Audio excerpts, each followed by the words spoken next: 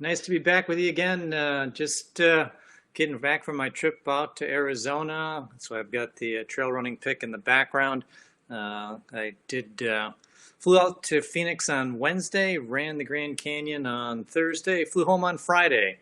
Didn't quite get as far as I wanted to get. There seems to be a little forest fire problem at the North Rim, bridge out, no water.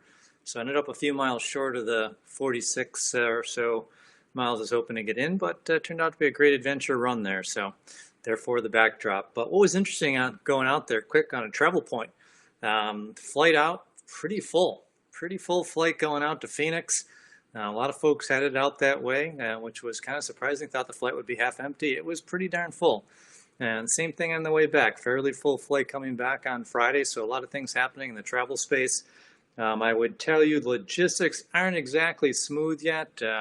Whether it's the car rental, the buses to the car rental location, everything's a little bit off kilter as they are in partial crews and only so many people per bus load going out to the car rental center. So things take longer and they're not quite what you expect. So a little bit more time might be necessary when you do your traveling. Anyway, when I got back, I ran into my neighbor who's a builder and started talking about some new projects he's got going. He's really busy and it just made me curious.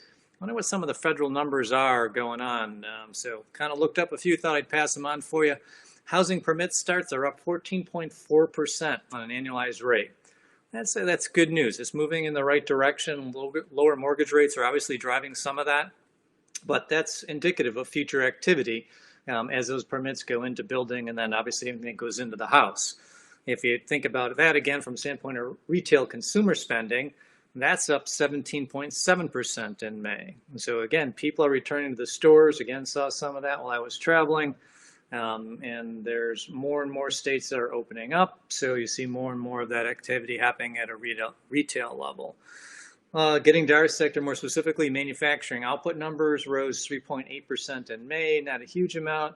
And in fact, it's still almost 17% below where we were pre-pandemic levels of February. So move in the right direction, but still not quite enough. Durable goods industries recorded production increases of about 8 to 10%.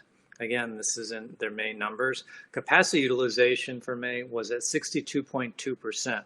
And for perspective, while it was up 2.2% from the previous month, from a perspective standpoint, that is still below the trough point of where we were in the 2009 Great Recession. So we're moving again, right direction, but we've got a ways to go. So look, those are just a couple points I thought I would throw out there, give you some barometers of what's going on, both what I see when I'm out there traveling around, but also as I check some of the federal numbers and spaces that we're in. If you ever want more detailed information in those areas, you can always get a hold of Pat McGibbon, P. McGibbon at amtonline.org or Chris Downs, CM Downs at amtonline.org.